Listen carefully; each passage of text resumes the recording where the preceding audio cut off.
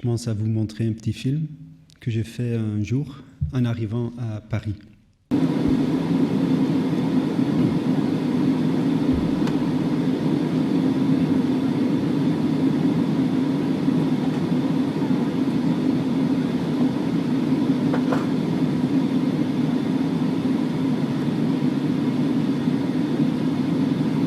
Vous voyez peut-être très peu de choses.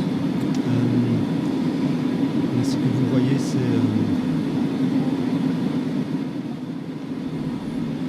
Paris vue du ciel, le soir. Et je voulais montrer ce film parce que, vu d'en haut, tous les territoires se ressemblent. Nous sommes nés dans la dernière quart du XXe siècle, donc un temps qui est vraiment le temps de l'urbanisation. Donc nous sommes nés et on vit dans un territoire très urbanisé déjà. Et donc si on devient architecte, on se pose vraiment la question, qu'est-ce qu'il faut faire dans toute cette urbanisation et avec toute cette urbanisation. Et pour nous, c'est clair qu'il faut, comme architecte, travailler avec beaucoup plus que simplement le bâtiment. Il faut travailler avec le contexte physique, pour faire de l'espace et pour changer et réagir sur l'environnement qu'on crée.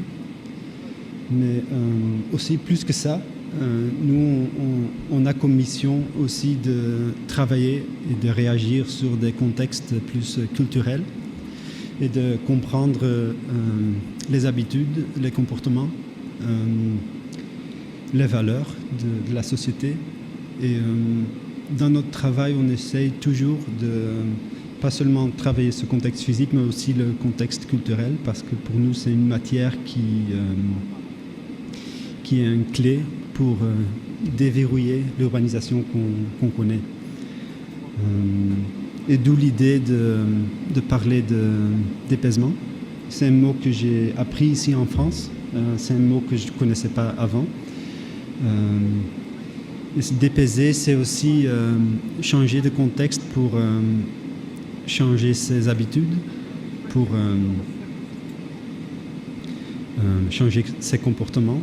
Et dans le travail, c'est quelque chose qu'on presque pousse artificiellement plus loin, cette idée de prendre du distance de ce qu'on voit et essayer de regarder à frais les territoires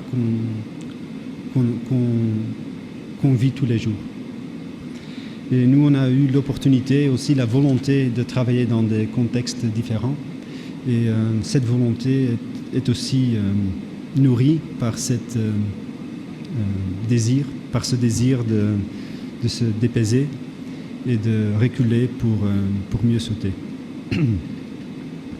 Donc ce soir, je vais parler de quelques contextes, quelques territoires, mais aussi plusieurs cultures. Et je vais vous montrer comment on interagit avec tous ces contextes-là.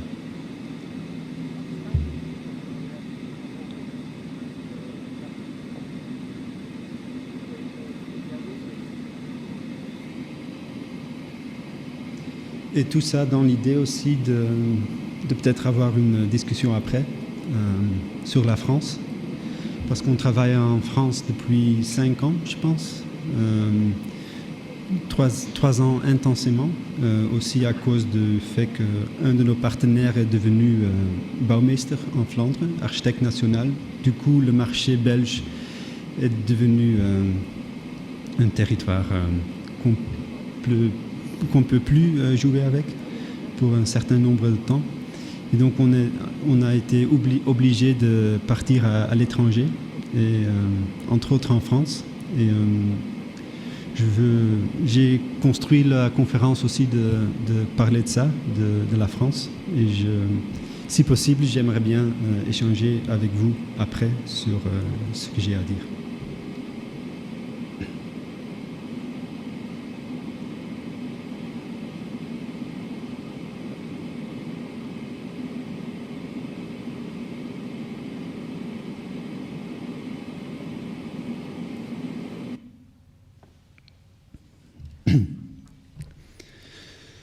Donc 51 N4E, une agence bruxelloise, 3 partenaires, plus ou moins 20 personnes pour l'instant. Donc nous sommes, comme je l'ai déjà dit, nés dans l'époque où tout d'un coup il y avait une vision du monde en entier.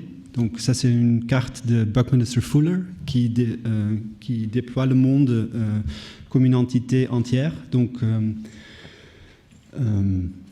l'idée de regarder la Terre et de regarder l'urbanisation est aussi vraiment une sorte de caractéristique de l'époque aujourd'hui, aussi avec l'Internet qui a rapproché beaucoup de choses.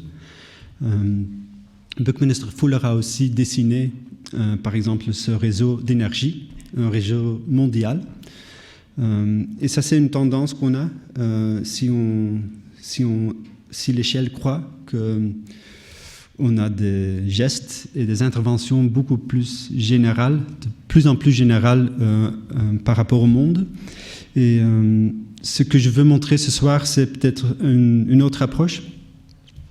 Pas pour dire que cette approche-là ne vaut pas la peine, pas du tout, mais juste pour montrer aussi qu'on peut travailler avec la conscience d'un environnement beaucoup plus large, mais aussi avec l'idée que l'architecture, même des petites interventions, peuvent être très valorisants et ne doivent pas être négligés. Et donc, j'aime aussi beaucoup cette carte, ce croquis, qui divise le monde en 3 zones. Et donc, c'est clair que le territoire qui nous intéresse, c'est le field, le champ, l'urbanisation dont je parlais avant. Le monde est aussi devenu un monde de villes, de grandes villes, de plus en plus de villes, très très larges. Ça, c'est l'Europe, un zoom de la carte. Et aujourd'hui, je vais parler de 4 contextes. Je vais commencer avec l'Albanie, après Istanbul, France et la Flandre. La Flandre, c'est notre territoire maternel, disons. Et donc, ce trajet est un peu aléatoire. Mais l'idée, c'est de faire des liens et de parler, comme je l'ai dit au début, aussi bien de contexte physique, mais aussi de contexte culturel. Tirana 2004, c'est à ce moment-là que l'histoire en Albanie commence pour nous. Sur invitation, un concours international, on était très jeunes et la question était de construire un projet mixed use de plus ou moins 40 000 mètres carrés dans un pays qu'on ne connaissait pas du tout. Et la première approche était une sorte de confrontation à nos propres préjudices. Comment comprendre ce pays, comment agir dedans.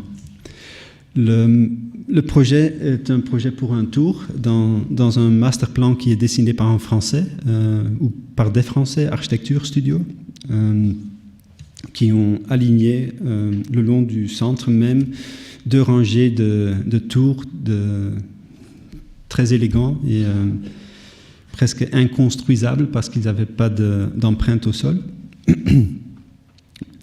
Dans un contexte qui était plus ou moins vierge, mais qui était à l'époque un bazar, donc une série de propriétés, un foncier très fragmenté, et en plus ce petit monument que vous voyez, qui est le monument pour le fondateur de la ville de Tirana.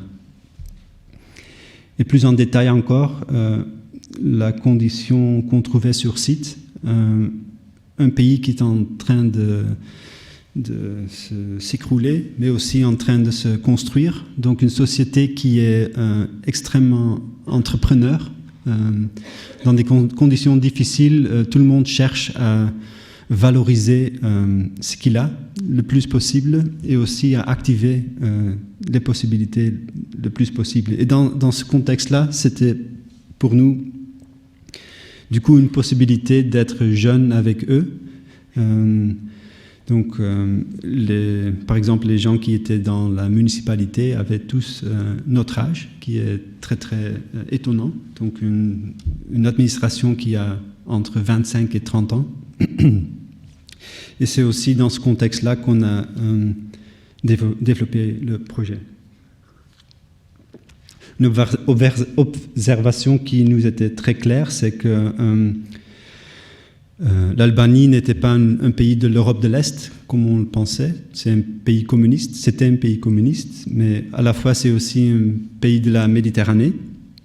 Donc une lumière très forte, très jolie aussi, mais aussi une pollution très forte qui crée une sorte d'environnement très spécifique. Et dans l'idée du master plan de trouver de l'élégance dans ce contexte-là, on a pris la critère de la lumière et de l'ombre comme quelque chose qu'on pourrait valoriser comme une valeur culturelle. Donc ce qu'on a proposé, c'est de ne pas faire une tour qui devient plus mince s'il devient plus haut, mais plutôt de faire l'inverse, de faire une tour qui va d'une ellipse jusqu'à un rectangle, et que c'est ça devient un volume très basique qui devient élégant parce qu'il capte la lumière et diffuse la lumière de façon très spécifique. Deuxième intention qu'on avait avec le projet, c'était de valoriser la position très spécifique. Donc, il était prévu derrière la mosquée, le statue de Skanderbeg qui est ici, le Clock Tower et l'Opéra. Donc ça complétait en fait la séquence urbaine, l'image principale de la ville. Et c'est pour ça qu'on a voulu créer un tour qui est monolithe et pas en verre. Et comme ça d'être quelque chose de modeste, une intervention modeste qui de nouveau capte la lumière. Et à l'intérieur de cette tour, avec ce pot minéral, on prévoyait des usages divers et multiples. Une troisième intention était d'ouvrir le bâtiment au sol, donc d'activer l'espace public et de ne pas fermer le bâtiment comme un centre commercial, mais de jouer avec la qualité de l'espace public qui est très méditerranéen et d'utiliser aussi le bâtiment pour créer des espaces qui sont nouveaux, qui sont payés par un promoteur, mais qui à la fin aident à valoriser la ville. Et donc ce que vous voyez ici, c'est la proposition qui nous a fait gagner le projet, je pense, beaucoup plus que tout le reste. C'était de faire une dôme, un quart d'un dôme au-dessus de ce petit monument qui devient une place publique où l'espace public et le bâtiment se croisent. C'était une vraie surprise de gagner le concours parce qu'on n'avait pas l'expertise, on était très naïfs. Et à la fois, c'était aussi un événement très médiatisé. Donc, il y avait une salle pleine de gens. Il y avait tout le jury était diffusé en live sur la télé. Donc, il y avait un décalage énorme entre nos capacités et les attentes de la société. Et en plus, le lendemain, le promoteur nous disait qu'il avait bien accepté qu'on gagnait parce que le jury était responsable pour ça, mais qu'il ne croyait pas du tout que le bâtiment était faisable, qu'il était bien et qu'il ne voyait pas du tout comment le faire. Donc après le jour de l'excitation, c'était le jour d'une vraie crise. Et les années après, on a travaillé pour capitaliser sur l'opportunité qu'on avait comme jeune agence, mais aussi pour comprendre comment on pouvait transformer le bâtiment, comment on pouvait garder nos intentions, mais complètement changer les solutions pour rendre le bâtiment faisable, simplement. Et aussi un bâtiment qui devenait local et qui n'est pas juste une importation des solutions internationales.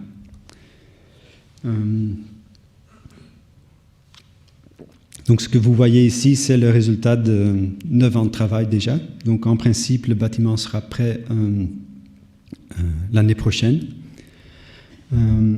Et pendant ce travail sur le bâtiment, on a aussi fait d'autres projets en Albanie. Et ces projets-là, au début, c'était vraiment pour assurer une présence sur place et pour tester des choses. Donc on a fait par exemple sur ce boulevard-là, qui est le boulevard qui entre la ville, un projet pour une station de gaz, donc comme une sorte d'icône qui marque l'entrée de la ville.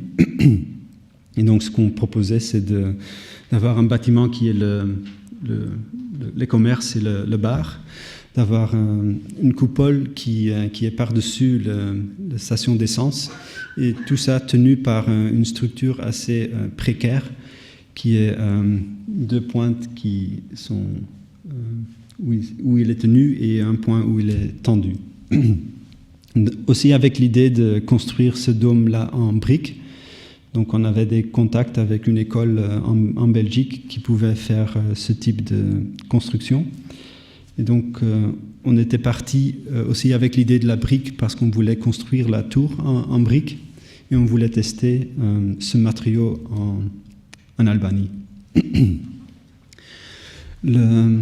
Le propriétaire était quelqu'un de très charmant, très intellectuel pour quelqu'un qui a une station de gaz. Et aussi, il voulait vraiment faire le mieux possible, mais avec ce projet, on a vraiment compris que le state of disarray, donc le niveau de malfonctionnement du pays. Très vite, on a compris que faire un dôme en briques, que c'était impossible, donc on a décidé de le faire en acier, parce qu'on pensait que ça c'était très logique pour une station d'essence. Et on a visité cette usine-là qui est construite par les Chinois en Albanie. Donc c'est une usine de métal qui est, disons, presque pour 90% qui ne fonctionne pas et qui pour 10% est en fonction. Et donc c'est comme arriver sur un film set. Il y a des espaces énormes qui ne fonctionnent pas, mais qui fonctionnent partiellement. Et dans cette usine, il y avait un petit atelier de soudage de métal. Et c'est là qu'on a construit la coupole. Mais c'est vraiment... Oui, celui qui a fait la construction était une femme qui avait encore une formation communiste. Et donc, on sentait très bien qu'on était dans une sorte d'époque où il y avait encore beaucoup de connaissances qui étaient le résultat de la société qui était avant 90, mais qui écroulait lentement et qui avait du mal à se réinstaller. Et donc, à la fin, on est arrivé à faire cette construction-là avec beaucoup de perte d'ambition presque, mais quand même avec une sorte de résultat qui a permis de faire un espace qui est vraiment approprié par la ville. Donc c'est devenu aussi un petit événement dans la ville qui est beaucoup plus qu'une station d'essence, mais aussi un petit espace public. Donc dans ce sens-là, le projet était une réussite, mais au niveau technique, c'était vraiment une sorte de reality check, où on avait compris qu'il fallait vraiment adapter radicalement nos solutions aux capacités locales, ou bien de construire les capacités locales pour arriver à réaliser la tour. Ça, c'est l'image de la tour pendant la phase concours. Donc on avait, parce que c'est un pays sismique, l'idée de faire un pot anti-sismique, une construction assez intelligente, mais très difficile à faire. Et pendant la phase qu'on construisait la station d'essence, le promoteur a fait une mock-up, une sorte de test échelle 1/1 de cette structure, pas en acier comme on l'avait prévu, mais en béton, parce que c'était plus économique. Et ça, c'est l'ingénieur, il s'appelle Helidon Kokona. Et à la fois, ils étaient extrêmement enthousiastes, parce que c'était faisable, mais aussi nous et eux étaient très douteux sur la complexité du formwork, et on comprenait que si on faisait un bâtiment comme ça, que économiquement c'était délirant. Et du coup, on a commencé à tester plein de choses en vrai, ce qu'on dessinait, pour vraiment comprendre la complexité de ce qu'on proposait, parce que la forme est à la fois très simple, mais très compliquée, parce qu'elle change tout le temps, ce super-ellipse. Et donc, après des tests de structure et les tests de façade, on avait compris qu'il fallait devenir plus radicalement simple. Et donc, on a installé une période de bien comprendre les capacités techniques locales. Une capacité technique locale qui était très évidente était de couler sur site en béton, des formes un peu aléatoires, mais quand même avec une précision qui était étonnante. Et c'est sur base de cette observation-là qu'on a changé les solutions techniques de la tour, d'avoir des colonnes qui sont simplement droites, plus ou moins verticales, et d'avoir sur les bords de chaque plateau une triangulation. Donc ça crée un plan comme ça, donc un plan qui n'est plus rond, mais qui est une série de triangles qui se plient et se déplient pour arriver à faire la circonférence ellipsoïde et rectangulaire avec le même nombre de panneaux. Et donc ça veut dire qu'il y a une solution où il y a un brise-soleil, un bâtiment monolithe qui se crée avec des panneaux préfabriqués en béton qui sont vissés sur des dalles qui ont chaque des formes différentes. Et la vraie intelligence, disons, c'est d'accepter un certain niveau de stupidité. Et cette stupidité est donnée par le décalage, le vide entre les panneaux, qui permet d'avoir une marge d'erreur qui est assez conséquente et qui permet de faire une peau lisse avec des éléments très bruts et très, très simples. Et ce type de façade permet aussi d'avoir une série d'usages à l'intérieur qui vont bien avec la taille de ce panneau, qui est presque la taille d'une fenêtre, qui permet d'avoir des planchers pour des hôtels, pour des appartements et pour des bureaux. Avec l'expérience de station d'essence, on a aussi compris que c'était très important de tester des choses en vrai. Et donc, ici, vous voyez une carte du bâtiment qui est construit à l'extérieur de Tirana pour tester les solutions de raccordement, pour tester des couleurs, pour tester des inclinaisons en vrai. Et à la fin, on est, avec le promoteur, arrivé à monter une usine localement en Albanie qui a produit ces panneaux en béton préfabriqué poli.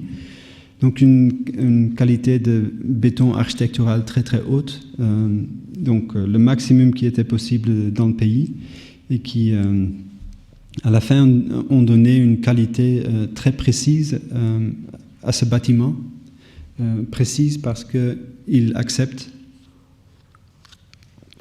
ce qui est possible et il travaille avec ça.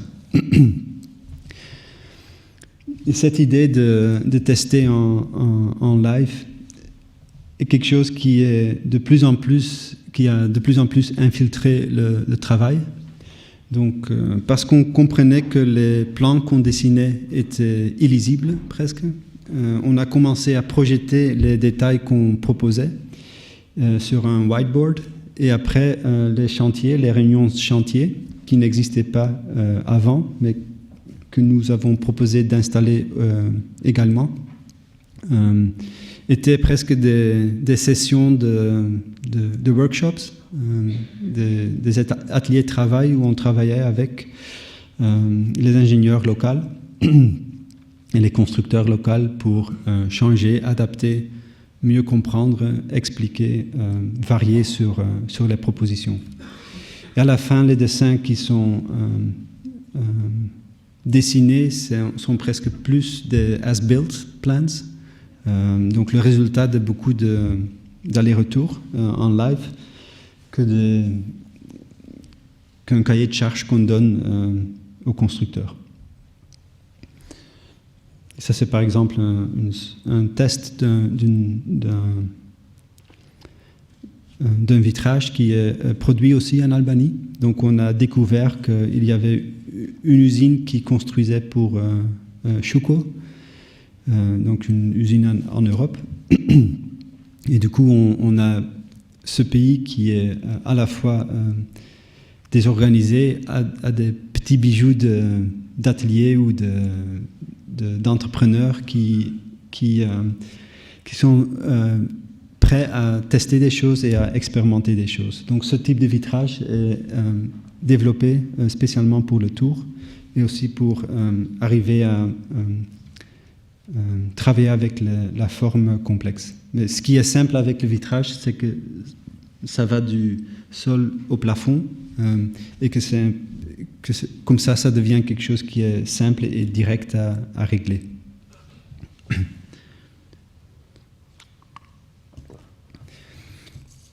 Et quelque chose qu'on a appris aussi, c'est que pendant ce processus très long et qui était très interactif, presque participatoire,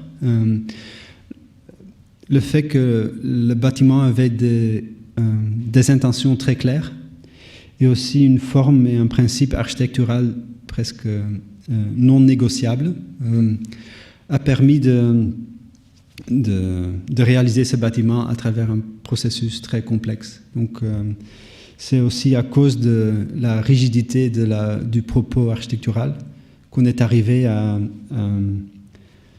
réaliser ce projet. Aussi parce qu'au fur et à mesure, la complexité était appropriée par les gens sur place et c'est devenu aussi bien un bâtiment qui leur tient au cœur et qui est devenu vraiment un projet partagé. Donc ça, c'est le résultat construit. Je ne sais pas si vous le voyez bien sur la photo, mais il y a un étage qui est construit 2 fois, donc le même étage qui est construit 2 fois. Donc il y a une erreur dans le bâtiment, mais qui se voit à la fin très peu. Et c'est devenu un bâtiment qui a vraiment changé la ville et aussi la perception de la ville. Là, vous voyez comment le bâtiment est découpé en plusieurs bâtiments. Donc, le bâtiment en noir est aussi fait partie du projet. Et c'est dans le découpage fait rentrer la ville.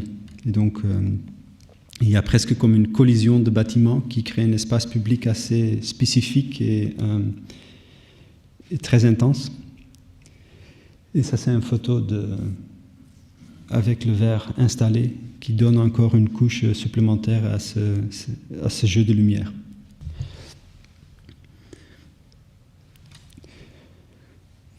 Et avec, à la fin, l'image qu'on voulait construire au début, une tour qui est presque plus comme un backplan, comme un background pour les monuments historiques de la ville.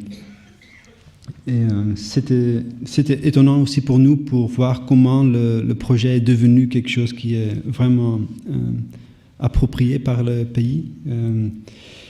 Et ce type d'intervention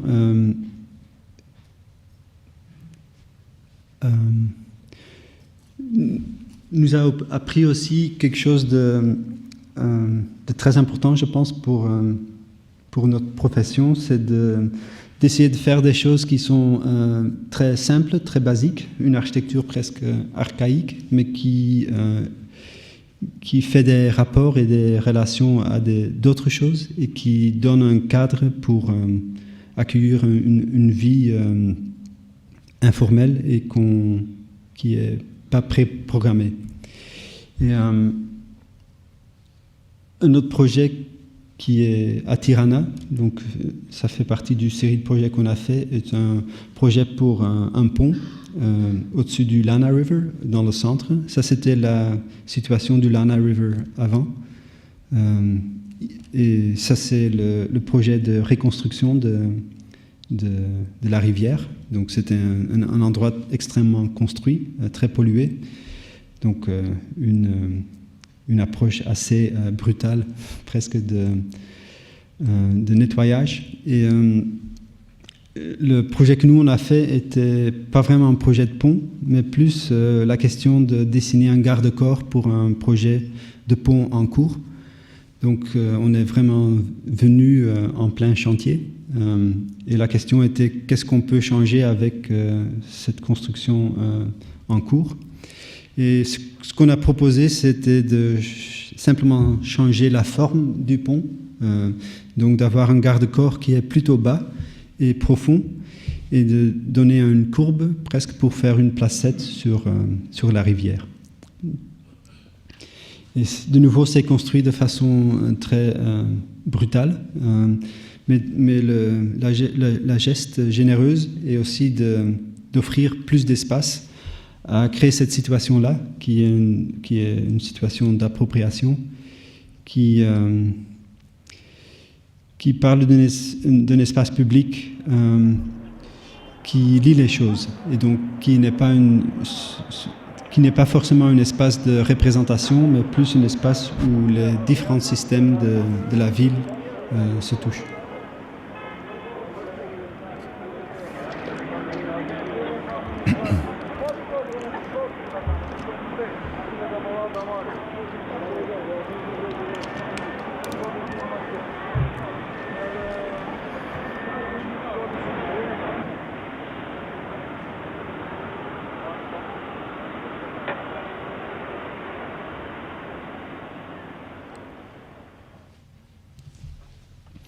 Donc ce projet-là n'est pas un exemple d'une maîtrise architecturale ou technique parfaite, mais plutôt l'idée de qu'est-ce qu'on peut faire au minimum pour avoir un effet qui est maximalisé, et un effet qui est maximalisé aussi en termes de vie qu'il génère.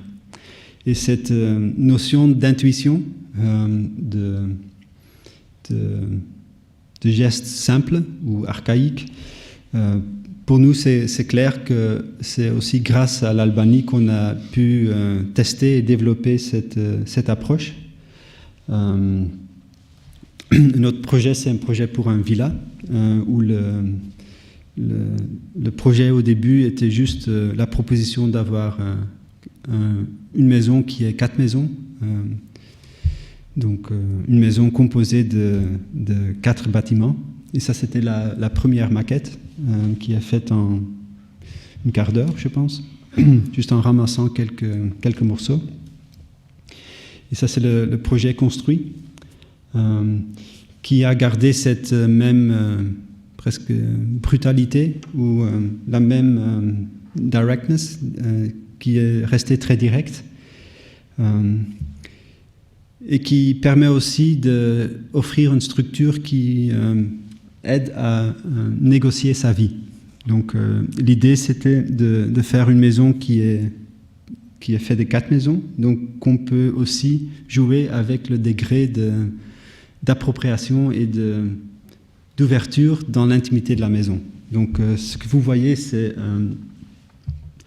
à gauche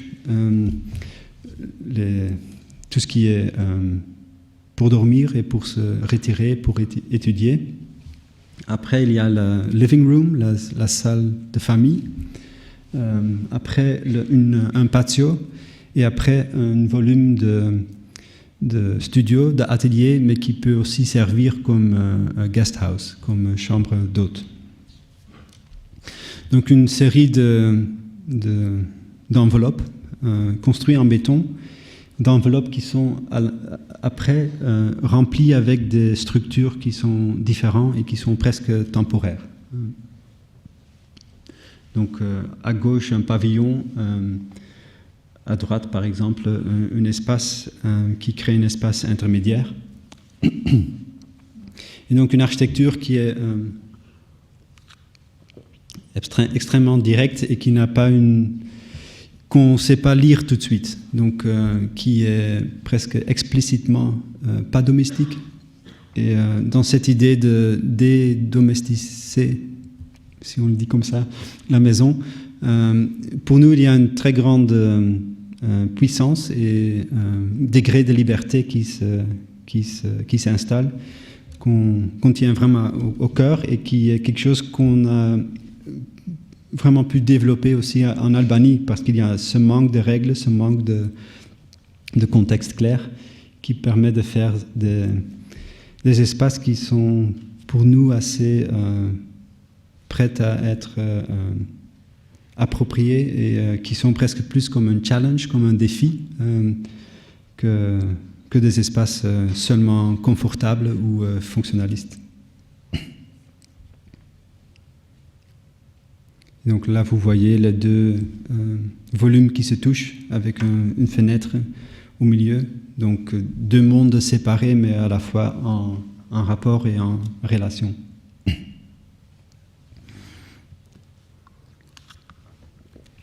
Et cet exercice, ce travail d'expérimentation en Albanie, on teste aussi d'agrandir l'échelle. Et notre présence là-bas nous a fait remarquer ce système de lacs. Donc autour de Tirana, donc Tirana c'est la boule noire, il y a une série de lacs qui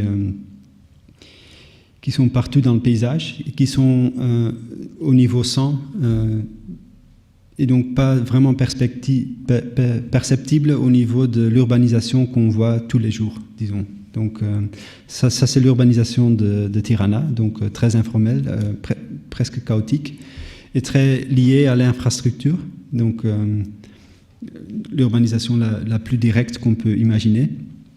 Donc ça c'est l'idée, la forme du metro region de Tirana-Durrës. Et à la fois il y a ce système de lacs qui est très présent, et qui, si on le découvre, donne des lieux assez étonnants, où le paysage est presque découpé, qui sont parfois construits, parfois pas construits. Et, au fur et à mesure, on a compris qu'il faisait partie d'un vrai système, un système d'irrigation, d'agriculture. Donc là, vous voyez par exemple l'eau et l'infrastructure.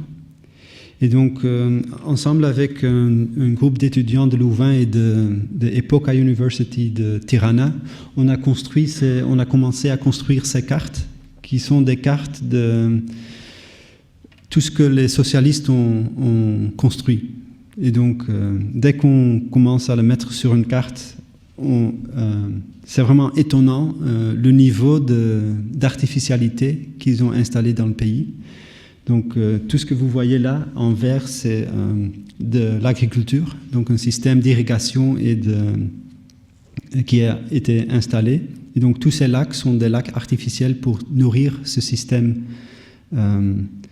d'irrigation. Il y a tout ce qui est train et complexe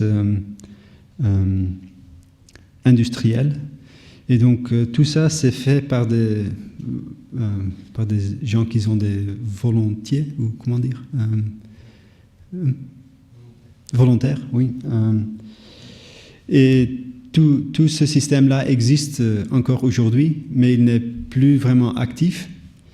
Et la connaissance existe aussi parce que la connaissance est dans les têtes et dans les mains presque des anciens ingénieurs. Et on a aussi rencontré quelqu'un qui a des cartes géologiques du pays et qui utilise ces cartes pour vendre des terrains aux sociétés allemandes, par exemple, qui viennent pour des ressources. Et donc, ce projet-là, c'est aussi un projet qu'on est en train de monter. Donc, un projet pour réinventer tout cet héritage socialiste qui fonctionne encore aujourd'hui, mais de façon extrêmement lamentable. Donc, on a, ensemble avec les étudiants, construit des cartes qui montrent le système. On a fait des visites de sites pour vraiment comprendre ce qui fonctionne encore et ce qui pourrait être réactivé. Aussi pour comprendre le niveau de désorganisation.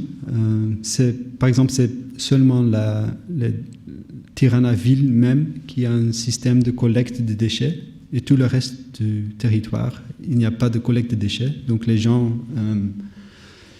simplement prennent leur voiture et ils jettent leurs poubelles partout. Et d'abord dans la nature, disons. Et à la fois, il y a aussi tout un système d'économie informelle, d'agriculture qui existe encore. Et sur base de cette carte, la proposition, c'est de réactiver les lacs comme un système ouvert. Ici, c'est une carte, par exemple, de ce même système avec des subsystems, des components qu'on peut réactiver partiellement.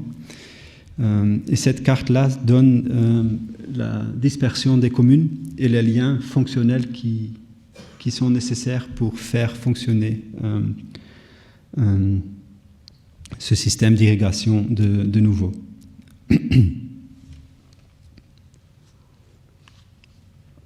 Et on sait que c'est un projet assez ambitieux et peut-être pas tout de suite réaliste.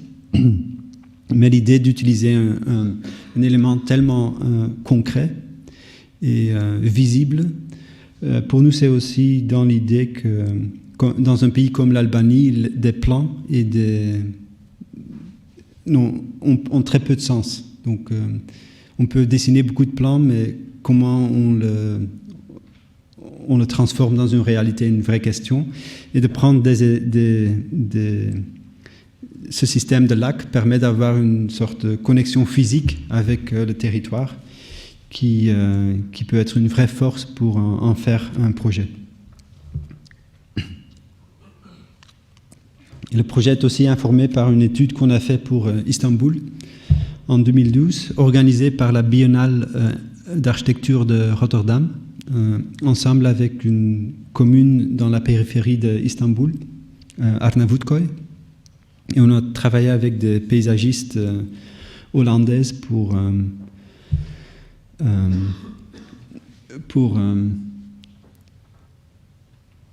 trouver une alternative possible pour l'urbanisation croissante de la ville. Et donc c'est clair que Istanbul est une ville très puissante qui risque d'être extrêmement construite et qui risque à manger ses propres ressources. Et c'est là-dessus qu'on a fait un projet que je vais vous montrer dans un film en anglais.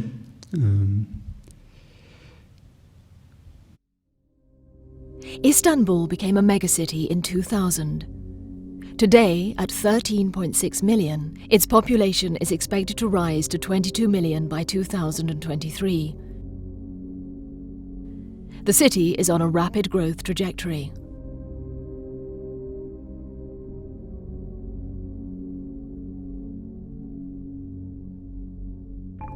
What is the meaning of a sustainable city in such growth conditions? Can the city still offer good life prospects to its inhabitants? The city has been expanding dramatically in recent decades, following major new transportation axes. Today, new large-scale projects are in preparation. A third Bosporus Bridge as part of the North Marmara Highway, new airports, transportation infrastructures, and new areas for urban expansion. More and more city will be made.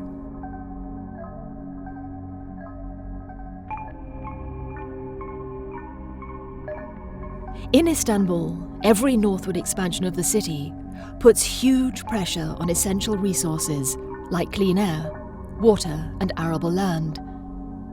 Since Ottoman times, a network of reservoirs has been providing the city with drinking water. This network is reaching its limits. If the consumption rate increases, Istanbul will soon have to import drinking water. The elaborate master plan of 2009 acknowledges the threat to the sustainability of the city and tries to discourage further growth. It sets a recommended population limit of 16 million. The city, it says, should grow laterally along the Marmara Sea. In the north, forests and water zones should be protected and ecological agriculture and ecological tourism promoted. Following the master plan strategy for water basins protection, gradient protective offsets are drawn around the reservoirs. Strict controls are carried out in these prohibited areas in order to eliminate trespassing settlements.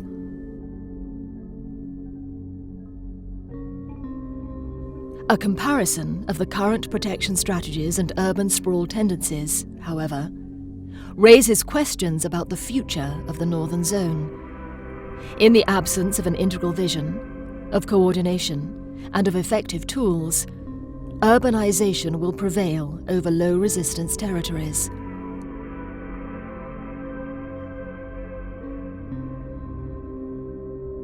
Today, in northern Istanbul, regulations are trying to limit growth by setting a maximum density. Areas under urbanization pressure are growing by spreading across the terrain, and underutilized agricultural lands become targets for real estate developments. Even if stricter regulations manage to remove buildings from certain protected areas, what remains is the constant pressure of sprawl.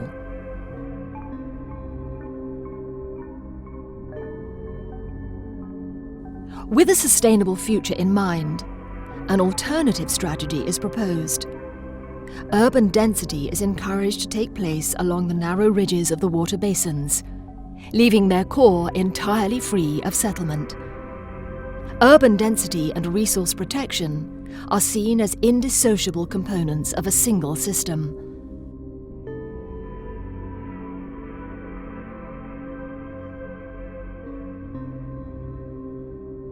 Two specific aspects of Istanbul are combined in the proposal. The first involves the city's topography.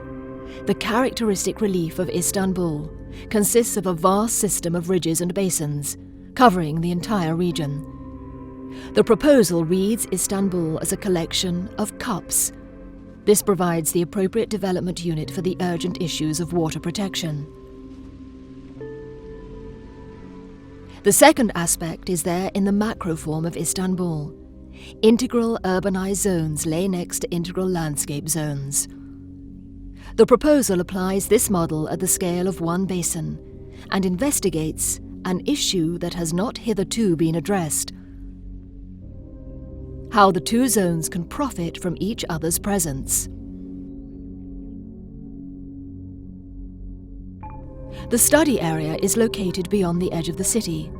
It summarizes all the issues that Istanbul is currently facing: water basins, an existing highway to the south and the planned new highway in the north, housing and industrial development projects, and a very rapid urbanization process gradually taking over villages, rural lands, and natural areas around them.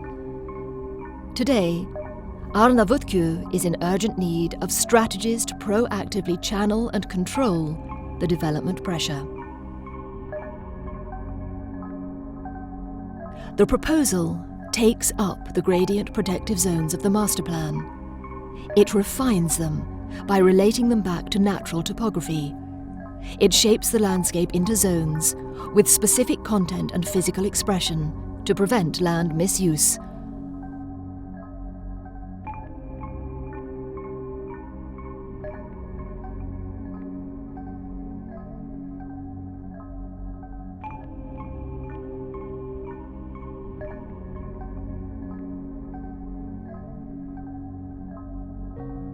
A strong agricultural land use is vital in order to shield the basin against real estate speculation.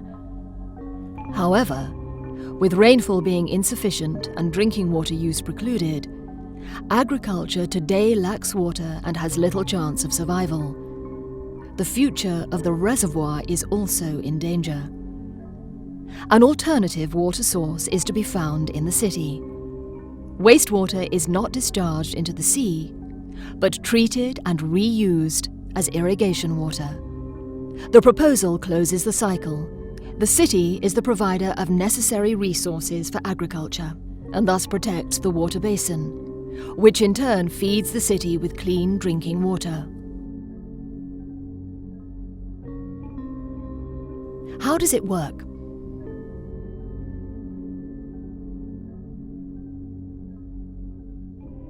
All runoff water is gathered and filtered in a functional nature zone before reaching the basin. Water flows are separated, preventing pollution. Ecological shorelines naturally pre-cleanse the water. All urban development is concentrated on the highest grounds around the basin. This is the only zone containing buildings, so that its output can be controlled and reused. Grey water is recycled to reduce water demand. Urban wastewater is treated with algae, constructed wetlands, and biochar facilities. New forest bands mark the city boundary. Together with the city, they provide charcoal for the biochar facilities. Precision agriculture zones on the forest edge are enriched with biochar, a sustainable fertilizer preventing nutrient outflow, and irrigated with treated urban water. Extensive grasslands form a buffer zone around the reservoir. The city benefits in return from the system's increased wood and food production, combined with recreational possibilities and newly found ecological value. Subtle landscape elements form clear boundaries between the zones and offer a variety of uses. The proposal works like a parametric equation. If density augments, water output augments. In a paradoxical way, developing the city further ensures a more durable protection of the basin. In the end, concentrating development in certain zones and keeping others settlement-free creates a very specific living condition. A real urban environment complete with connection possibilities and mixed use, but at the same time, in direct relation to an abundance of nature and a characteristic topography. Currently, pilot sites are studied to test tools regarding time management, property rights management, and cross-authority collaborations. Unlike a plan, the strategic vision is about the steering of processes. Reproduced around other basins, this strategy can result in a sustainable urban configuration for Istanbul.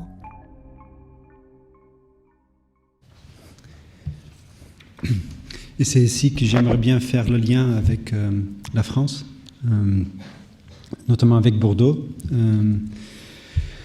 et le processus de 50 000 logements dans lequel on était une des 5 équipes intégrées.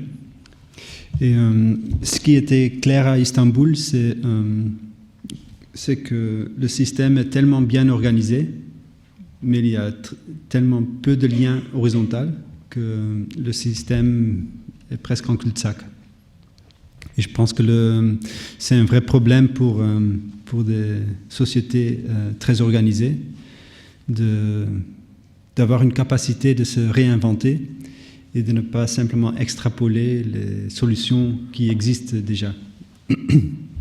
Et c'est là-dedans aussi que nous, on voit une vraie opportunité, une vraie responsabilité pour l'attitude architecturale ou spatiale, parce que c'est une possibilité de montrer, pas comme une solution, mais presque comme une proposition, des possibilités et aussi des façons de resynthétiser les choses. Mais il y a très peu de projets qui sont organisés comme ça. Je pense que le projet de 50 000 logements est une vraie expériment dans ce sens-là, d'utiliser le projet comme une façon de relever des questions plutôt comme juste poser des réponses sur la table. Donc de questionner comment le système fonctionne, autant plus que d'abord écrire un programme et après de l'appliquer. Et donc l'idée de faire un projet presque avant d'écrire un programme, ça c'est vraiment une piste que nous comme agence que nous essayons de développer de plus en plus. Et je vais juste vite montrer le type de travail qui a été fait. C'est une collaboration avec une agence parisienne qui s'appelle Grau et avec un paysagiste qui s'appelle Thierry Laverne pour répondre à la question de la population croissante de Bordeaux. Et c'est un travail dans des territoires très périphériques. Je ne vais pas expliquer le projet en détail, juste vous montrer les éléments sur lesquels on a travaillé. Donc c'est d'abord un essai pour comprendre un territoire qui a très peu de cohérence et comment est-ce qu'on peut trouver une cohérence là-dedans pour après agir dedans. Donc c'est une question de comprendre quel type de métropole Bordeaux est pour en tirer des qualités et pour les définir, donc de ne pas partir d'un modèle a priori, mais de vraiment comprendre les qualités territoriales existantes. Après, pour presque développer une série de concepts culturels et aussi de projets. Le type d'architecture, mais aussi l'échelle de l'intervention parce que le territoire est déjà très fragmenté et ce qu'on a développé aussi est une série d'interventions possibles et d'échelles possibles d'intervention. Pour après, basé sur ces principes-là, de varier dans le processus. Et donc, d'arriver aussi à une activation du territoire qui n'est pas monodimensionnelle. Donc ici, c'est une carte qui est seulement liée à l'accessibilité du transport en commun. Et ça, c'est la même carte du même territoire que nous avons produit qui réagit sur plusieurs paramètres à la fois.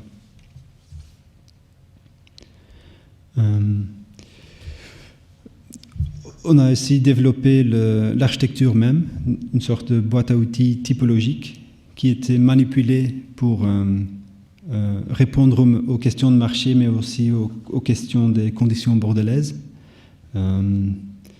pour arriver à avoir une sorte de boîte à outils qui permet d'après faire projet facile et rapide. Et d'avoir cette boîte à outils permet aussi de pas seulement regarder l'échelle du lot même, mais de changer l'échelle et de parfois regarder obliquement la question qu'on est posée. Et donc après cette phase d'étude, on a fait une série de test sites, sites îlots témoins,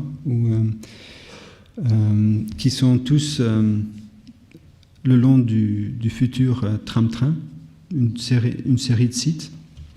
J'ai juste sélectionné 2 sites pour juste expliciter deux approches que je pense sont importantes.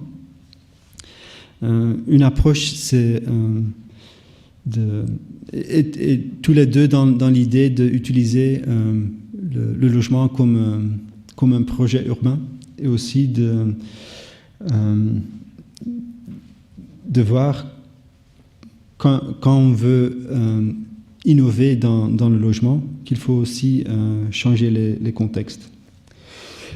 Ici, c'est un exemple d'un site qui s'appelle Ozone à Bruges, où il y avait un arrêt de tram-train prévu et le site avec un parc prévu, où notre intervention était de coller les deux ensemble, juste pour avoir une entrée directe de ce nouveau quartier, donc de lier le transport en commun avec les espaces verts et d'avoir une continuité nouvelle dans des espaces qui sont très orientés sur la voiture. Et pour faire ce projet, il faut vraiment entrer dans le domaine des ingénieurs. Et je pense que ça, c'est quelque chose qui est vraiment important, que les architectes reprennent une partie de la responsabilité qui sont aujourd'hui données aux ingénieurs. Et je dis ça pas pour dire que les architectes savent faire mieux, mais juste pour dire que les ingénieurs ne savent pas forcément faire mieux. Et de découper ces compétences et de découper ces territoires, ça c'est une vraie erreur qui est faite dans l'urbanisme, je pense. Et ce projet, ce test était un test pour avoir une vraie collaboration avec un ingénieur, avec des ingénieurs de tram-train, des gens qui sont très techniques, et d'essayer de faire un projet partagé sur base de ça.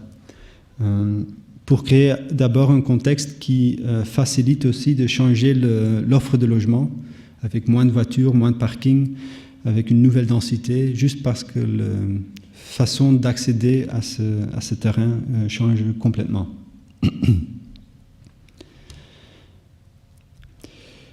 Et donc ça, c'était la proposition qui était acceptée, mais pas à la fin, qui n'a pas pu déverrouiller la machine administrative de l'installation du tram-train, mais qui pouvait, selon nous, de faire l'arrêt du tram sur le franchissement même, donner une nouvelle entrée à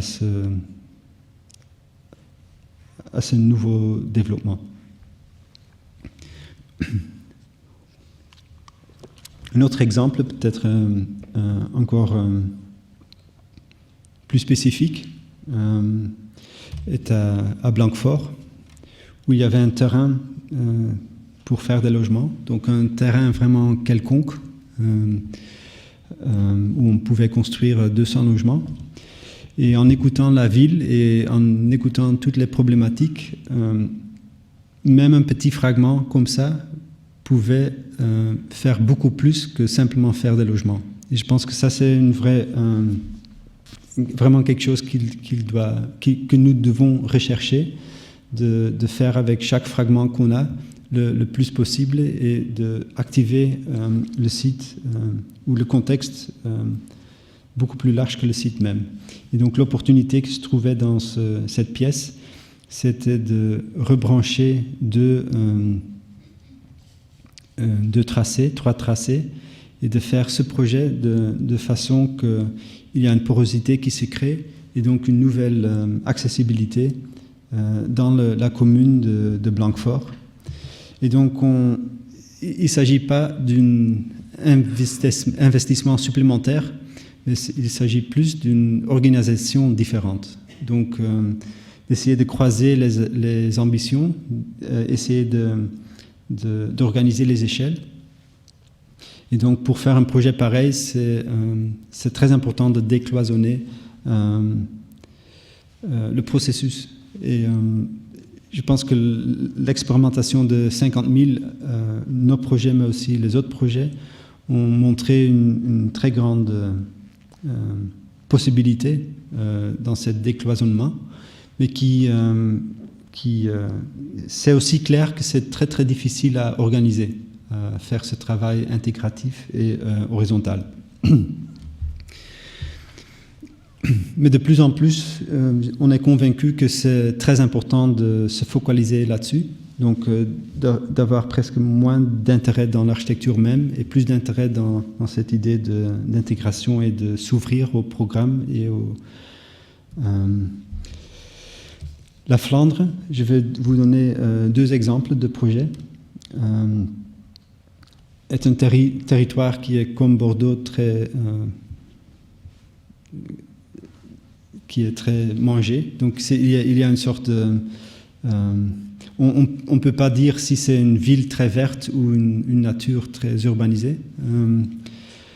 Mais dans ce territoire, donc ça c'est un Schwarzplan de la Flandre, avec chaque fragment, avec chaque morceau, on peut changer la valeur et aussi la qualité de ce type d'urbanisation, avec tous ces territoires que nous avons hérités.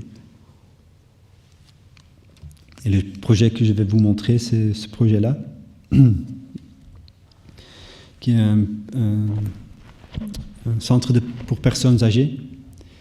Dans ce contexte-là, donc ça c'est la Flandre. Quand il n'y a pas de brouillard, ça ressemble à ça.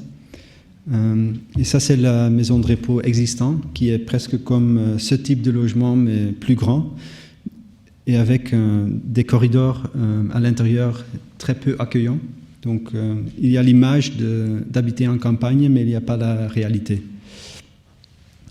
Et quand on a fait le concours pour ce projet, on a tout de suite compris que ce type d'infrastructure est vraiment pensé par le lien entre l'habitant et ceux qui font le management du bâtiment.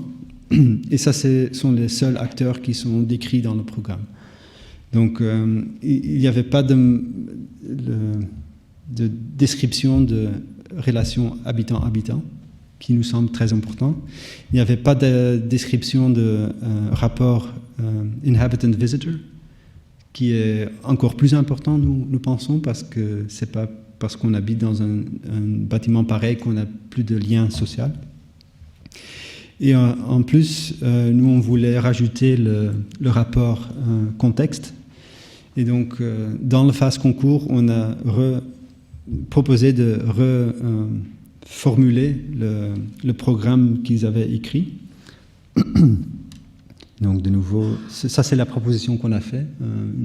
Une addition avec un bâtiment avec 3 bras. Et donc, si j'enlève tout ce qui n'est pas logement, si j'enlève tout ce qui n'est pas logement, ça c'est tout ce qui est résidentiel. Donc du coup, vous voyez le changement d'échelle. Et le nucleus, donc le cœur de notre proposition, c'est de changer le fonctionnement du chambre même, qui est changé comme ça. Donc les surfaces restent dans les normes, mais ce qu'on a changé, c'est qu'on a coupé la chambre en 2, avec une partie beaucoup plus privative et une partie très petite, mais qui est liée au corridor et qui est très ouvert.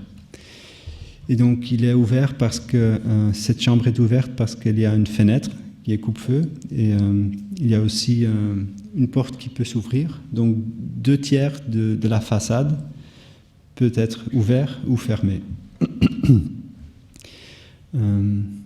Donc c'est une idée très simple, mais pour arriver à le construire, il faut vraiment résoudre chaque règlement, chaque description de comment la chambre fonctionne. Mais à la fin, ça donne un centre de repos qui fonctionne complètement différent, qui a beaucoup plus de dégradés dans le rapport avec l'extérieur, avec le rapport avec l'habitant. Donc là, vous voyez chambre de nuit, chambre de jour, vestibule et le contexte. Donc les corridors sont d'un seul côté, donc du coup ils ont de la lumière naturelle, ils sont très larges, ils font presque 2,50 m et ils font une façade très publique vers le contexte. Mais les façades publiques ne sont pas orientées vers la rue. Donc, ce qu'on a créé, c'est une nouvelle connexion piétonne qui connecte la zone pavillonnaire avec la rue principale. Et l'entrée principale est vraiment au cœur du site. Donc ça, c'est la façade rue. Et la façade intérieure est devenue la façade publique. Et de plus en plus, les gens utilisent ce court-circuit pour accéder à la ville. Et ça devient, ce bout de terrain devient presque une partie, une place publique, petite place publique. Deuxième espace qu'on a créé avec le positionnement du bâtiment, c'est une cour intérieure avec le bâtiment existant. Et un troisième espace important, c'est la proposition de faire un belvédère sur le pavillonnaire, qui est au premier étage, qui est un belvédère assez large, presque comme dans un sanatorium. Et tout le bâtiment est un bâtiment qui est très horizontal et avec des décalages, donc presque pour dédramatiser la présence de l'institution. Et le bâtiment a des similitudes avec le contexte, mais aussi des différences assez fortes. Et donc, ça c'est aussi la puissance de l'architecture, beaucoup plus que la possibilité d'un plan urbain. C'est de changer l'atmosphère d'un endroit et de presque réorienter le contenu d'un contexte. Et donc le bâtiment peut être compris comme la superposition de trois intentions. Et avec cette image-là qui montre clairement comment le bâtiment s'intègre dans le pavillonnaire et du coup aussi change le pavillonnaire, seulement avec un bâtiment.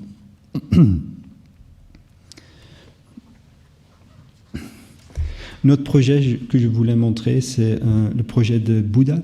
C'est une ancienne usine de textile qui est sur une île à Courtrai. C'était une usine assez médiocre, avec que 3 plateaux à l'intérieur d'un îlot, donc très peu de lumière naturelle. Et en plus, avec la volonté de la ville d'en faire un espace culturel, mais presque sans budget, et aussi sans un programme clair. Donc, quand on a gagné le concours, c'était avec un projet différent du projet final. Et au fur et à mesure, on a compris comment on pouvait gérer cette incertitude et comment on pouvait faire un bâtiment qui presque peut faciliter l'incertitude. Donc, au lieu d'essayer de d'écrire un programme clair, juste comprendre comment on peut le faire, le bâtiment, qu'il facilite un usage qui est inconnu encore.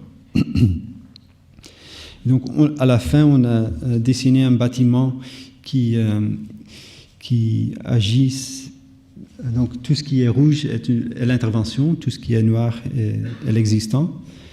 Et on a travaillé sur la possibilité de faire un bâtiment avec 2 types d'usages. Un usage très public, où on peut ouvrir le bâtiment, on peut en faire un événement, et un usage privé, où le bâtiment est juste une série d'espaces qui peuvent être cloisonnés et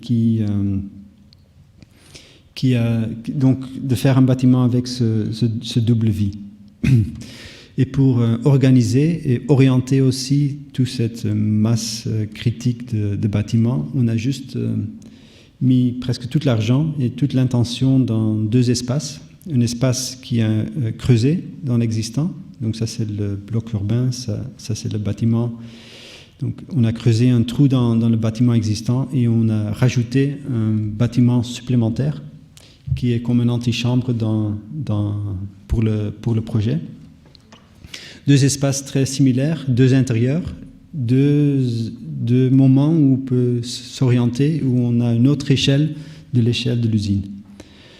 Cet espace-là est un espace en plein air. Cet espace-là est comme une vide dans le bâtiment. Et donc ça, c'est une forme qu'on a trouvée en découpant la structure, et cette forme, on a copié et reconstruit à l'extérieur.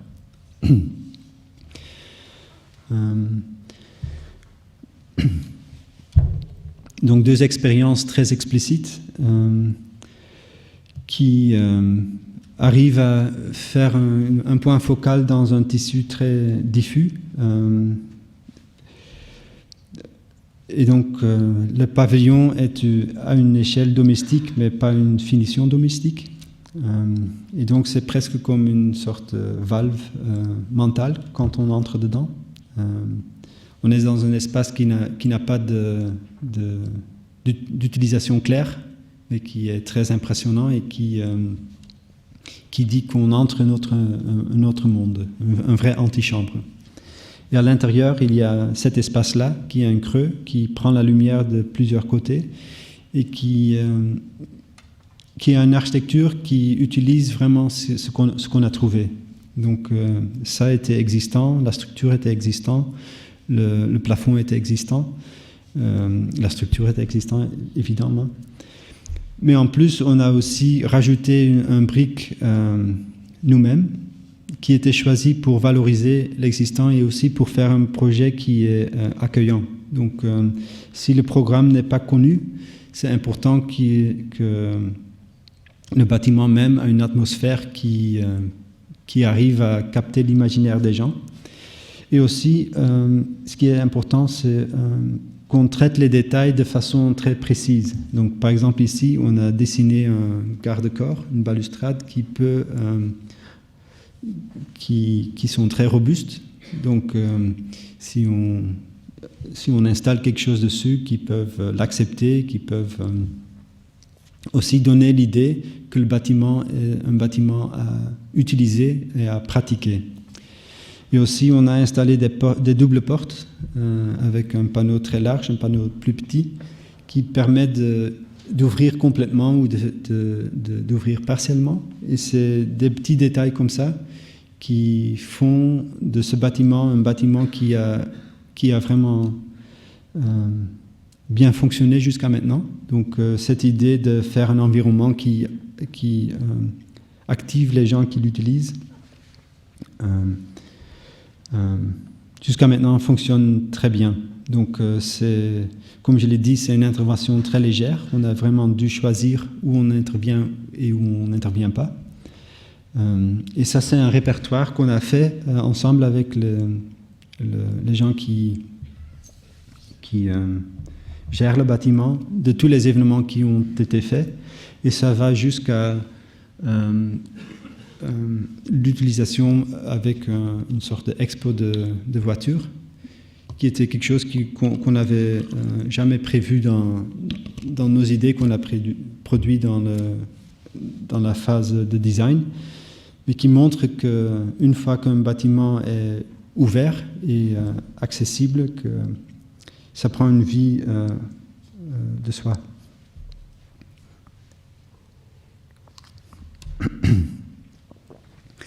Et c'est dans ce sens-là vraiment devenu un lieu culturel.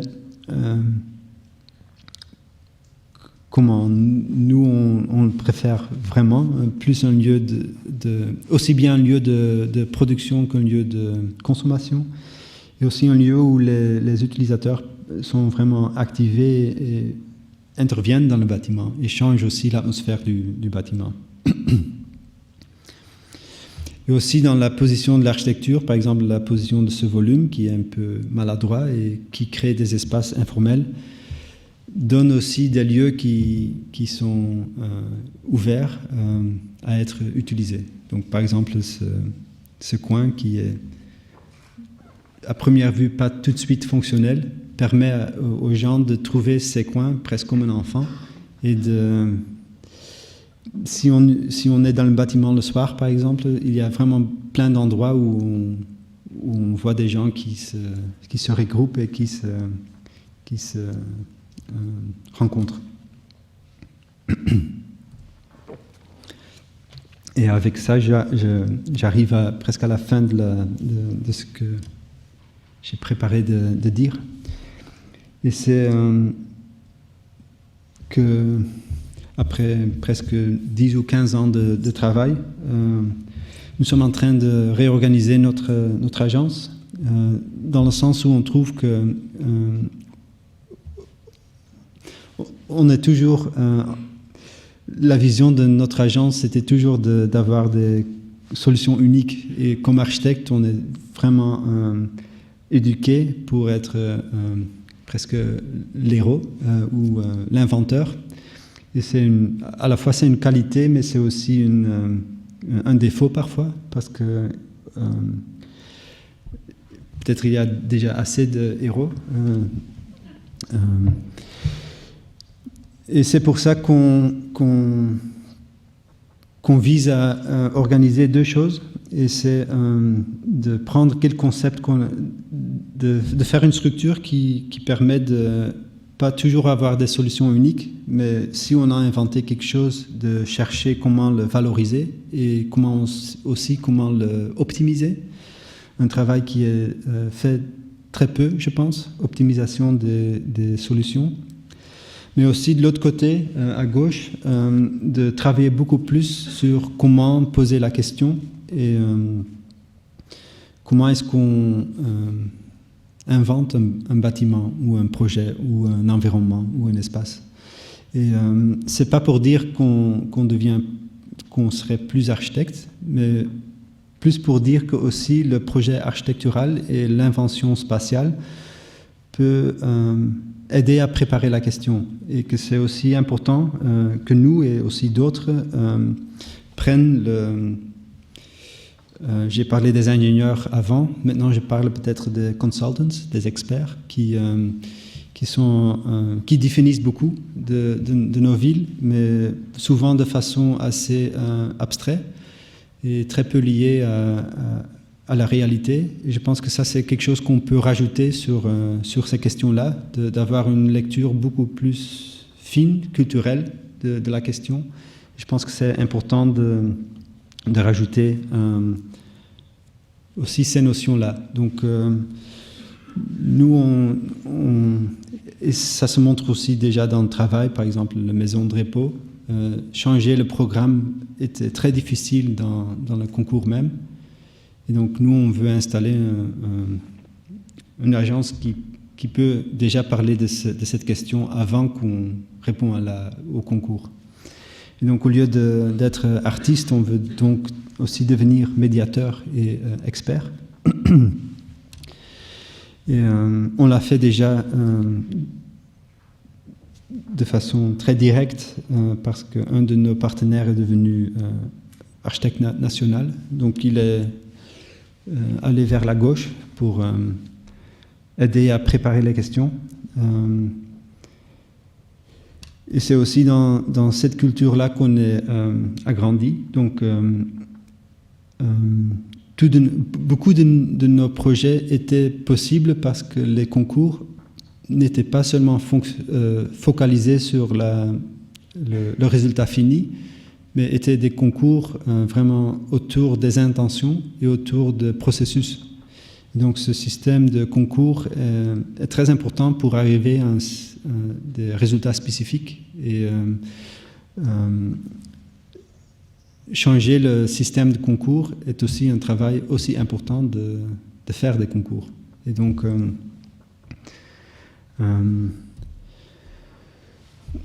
là vous voyez par exemple une de ces sessions de concours organisées par l'architecte national. Mais on ne parle pas simplement de concours architectural, mais aussi de lancer plus d'études territoriales et d'utiliser le projet comme un vrai moteur d'invention. Et à la fin, juste pour arriver à faire des projets qui focalisent plus sur la performance que sur l'aspect, peut-être, ou pour arriver à faire des projets où l'aspect influence la performance, dans l'idée de faire des projets qui provoquent de façon charmante, peut-être, comme ce projet-là, un projet d'extension, rénovation d'un logement. bâtiment qui était vidé et qui était entouré par un mur en métal. Donc à la fois défensif mais aussi accueillant, qui crée un espace nouvel à l'intérieur, un espace qui est parfois qui étonne parfois par son intimité.